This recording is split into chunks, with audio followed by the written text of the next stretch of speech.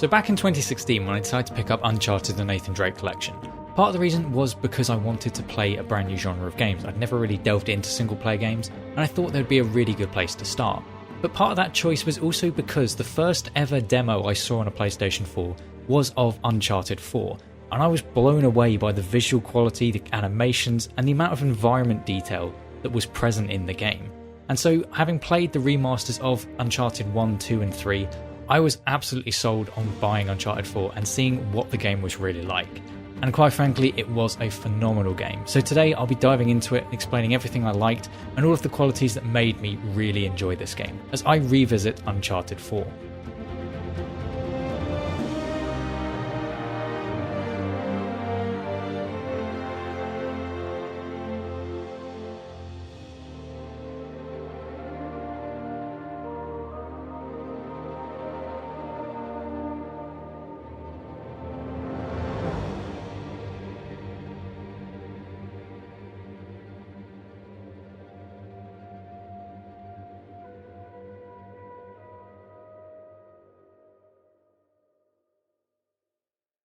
Hi there everyone, I'm the guy with no gamertag. And to get the usual housekeeping out of the way, I will be discussing some spoilers in this video, so if you'd like to avoid them, look out for the graphics on the bottom of the screen so you know which parts of the video you should skip. Now coming forwards from the 3 remasters, I was already aware of the fantastic strengths of Naughty Dog's games. The stories they tell and the dialogue between all the characters has always been a fantastic strength, making it so the characters always felt authentic and more like people than just characters within a game, and that was something they absolutely carried forwards. Whilst Uncharted 3 had a very wholesome ending to it, the story itself didn't quite live up to the previous 2 games, and yet Uncharted 4 went forwards and managed to finally give us the sequel that the sequel deserved, and there were plenty of different reasons for that. If you were to just look at the gameplay, it yet again had small improvements. The animations were yet more smooth than the previous games. You had a couple of extra mechanics where you had the ability to grapple, and you also had the spike which you could use on certain stone surfaces. These weren't radical changes to the way the game played, but they were just extra little mechanics which made the platforming a little bit unique compared to the previous games. They also added more underwater sections of the game, yet again a difference to the prior games, and it meant that whilst the game overall did feel quite long and there were quite a lot of parts to it, none of the platforming sections seemed to feel the same. There were always slight differences, and the addition of these mechanics meant they could add just that little bit more variety to the many platforming sections of this game. Now that being said, one of the things that did strike me, and I think a number of other players with this game, is compared to the previous 3, it felt really long. Whilst before revisiting it, I knew how good the game was and how enjoyable the story is, the first thing that does always spring to mind when I think of Uncharted 4 is, it was a long game, it felt long, and some of that I feel was kind of padded out sections of platforming. A lot of areas of the game, it kind of felt like it was platforming just to get you to do a bit more. It could have been compressed a lot more. Perhaps the segment in Madagascar didn't need to be long. Perhaps even in Scotland, did you really have to go to one gravestone to find where you needed to get to one puzzle to then get to the next puzzle? Was that really necessary? And you had a lot of these very long, drawn-out areas of the game, which whilst they were definitely enjoyable to play through, it is still a shame that when the first thing I think about this game is, yeah, Uncharted 4 was a really long game. It's not quite what I want to think about. When I think about Uncharted Drake's Deception, the first thing I think of is the character writing between Drake, Elena and Scully. The dialogue between all 3 of them was absolutely perfect and it made for a fantastically fun game. Uncharted 2, yet again, the character relationships and the overall improvement and how it got better from Uncharted 1 are the things I think about. Uncharted 3, unfortunately being the black sheep of the bunch, is the one that I sort of remember. It was good, but it wasn't quite up to the standard of the previous 2. So it's a shame when I think of Uncharted 4 that the first thing that comes to mind is it's long, but it is a really good game. So there was clearly something not quite right with that. But then again, it was also woven a bit into the story of the game. Now the story in this one was absolutely fantastic. It introduces the relationship between Nate and his brother Sam, and also the complexities where he leaves his life and Elena to be able to try and help Sam get his freedom back. But as the story progresses further, you see that Nate is less and less interested in actually finding the treasure. He actually liked having the simple home life he had, and he does miss that, and he doesn't necessarily want to move heaven and earth now to find these treasures. And perhaps that was why the game felt long and why some of these platforming and puzzle sections were really drawn out, was just to kind of reinforce that it wasn't as enjoyable for Nate anymore, and that's why the game felt long. And in some way that is fairly clever game design, but with the previous games being very casual and light-hearted, if that is what they were going for, in a way it's almost a little bit too artistic for the sort of trope that Uncharted fits into. It's always been more happy-go-lucky, and sometimes even with the dialogue a bit crude, going for that sort of very long drawn out metaphor in the game design maybe doesn't quite work, or perhaps I'm just reading way too much into it. But despite the game feeling long, there were still some fantastic segments in the game, and the scenery as well was absolutely top notch. Whilst Madagascar was a very long section of the game, getting to go over the plains and seeing all the foliage and the mountainry and the volcano in the background was absolutely stunning. When you eventually get to see the pirate colonies, the islands there, the environment detail was absolutely stunning, and it is a beautiful game to play through, and it is an absolute spectacle to look at.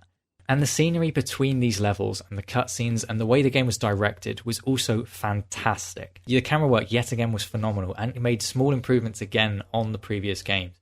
And the game overall felt very smooth to play through. Admittedly, when the normal gameplay in certain segments of the game, the camera sensitivity felt really strange. I feel like the sensitivity might have been adjusted so it had a more cinematic look to the way the camera moved, but it just felt strange. Admittedly, in combat it still felt absolutely snappy and it felt fine, but in certain parts of the platforming and the puzzle section, the camera just felt weird and the sensitivity wasn't predictable, which isn't ideal when playing a video game. But that being said, the combat in this game, yet again, like the previous games, absolutely phenomenal. They made it slightly more challenging than in the previous entries, where the weapons would have a slightly random bloom, whereas in previous games they were pretty much dead on accurate. This made a bit more sense, because the way these characters had been written was to try and portray them as more or less everyday people who go on these fantastic adventures. So having this bloom mechanic, whilst in a lot of games that's not really enjoyable, it made a lot more sense in this, because it kind of grounded the characters again, that Nate was no longer this superhero who could wield any weapon he wanted with pinpoint accuracy. It just grounded it a little bit more compared to Uncharted 2 and Uncharted 3. And yet again, the level design made the combat enjoyable. If you wanted to take the stealthy route, the guards had predictable paths and you had many ways to take them out quietly, and it made it a fun challenge to try and take out guards without being detected. Or if you wanted to go guns blazing or in the structured areas where you couldn't use stealth, it was still really enjoyable. And the music that was playing during large combat sections was really cool. It really added to the ambience of the moment and it really put you in that moment. And whilst it contradicts my statements about the combat being a bit more grounded in this game, it really was fun to go gung-ho and just mow through loads of the shoreline soldiers. It was really satisfying and it was just a fun segment of the game. But overall, the thing that was really spectacular in this game was the story and the way it gave closure to Nathan's story overall. Introducing his brother Sam could have been very difficult to weave into the story. Introducing a character who'd not been mentioned at all in the previous games, and yet takes centre stage in this one, is a very difficult thing to pull off. But the way they wove it into the story at the beginning of the game, showing the somewhat strained relationship between Nate and Sam, whilst they were inseparable when Treasure was involved, they also had a distance between them because Sam wasn't always there. And that is reflected again when Sam returns. In their dialogue between them, Nate has his life and he wants to tell Sam more about it, and Sam doesn't necessarily understand that as much. But there is also some great banter between them. They are definitely plausible as brothers, the way they talk to each other. One bit that really sticks out to me is when they're trying to sneak into a black market auction and Sam takes the piss out of Nathan drawing rather than taking photos. And the way it was written really sold them as being brothers. It really did nail that sort of sibling piss-taking aspect of their characters, and it fit perfectly in my opinion. Now as the game progresses, you see Nathan getting a lot less enjoyment from trying to get this treasure. He's starting to realise that actually he really enjoyed his home life. He misses being with Elena. He really does just want Sam to get his freedom. And Sam unfortunately had been lying to him the whole time. This then allows the game to return back to the past and how their inspiration for treasure hunting and finding these old lost civilizations was from their mother who'd passed away. And that scene was absolutely fantastic because it made so many perfect references to the previous games, and it was a great bit of backstory. It's definitely up there with the flashback from Uncharted 3 where it uncovered Nate and Sully's relationship. It was absolutely up there, and it was some great bit of character backstory development, and I loved that section of the game. Also revealing their actual surnames before they chose the name Drake. But then this led into probably my favourite segment of the entire game, which is when Nate and Elena are then trying to go and rescue Sam. At this point in the game, their relationship is on pretty rocky ground. Elena was very close to leaving, but did come back and save Nate. And they're trying to talk, but finding it difficult. And it perfectly bridges the line of giving you those feelings from Uncharted 1 and Uncharted 2 where you were on those adventures with her, but also the sort of disconnect that they're feeling at the moment. And when they both properly open up and explain how this is affecting them and how it's actually making them feel, it leads to probably the most beautiful scene in the entire game, which I'll now let you enjoy. Next stop, New Devon.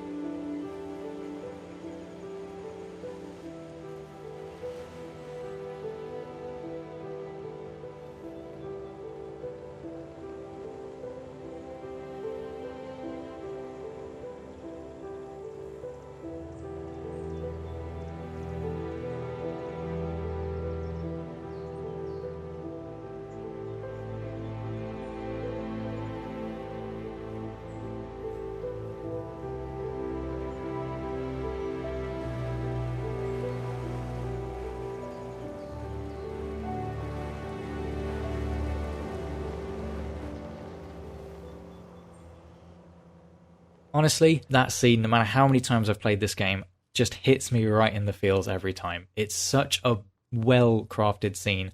It's so simple. You're just driving along and you've got that beautiful bit of music in the background. But it absolutely perfectly captures the emotions of the game at that point.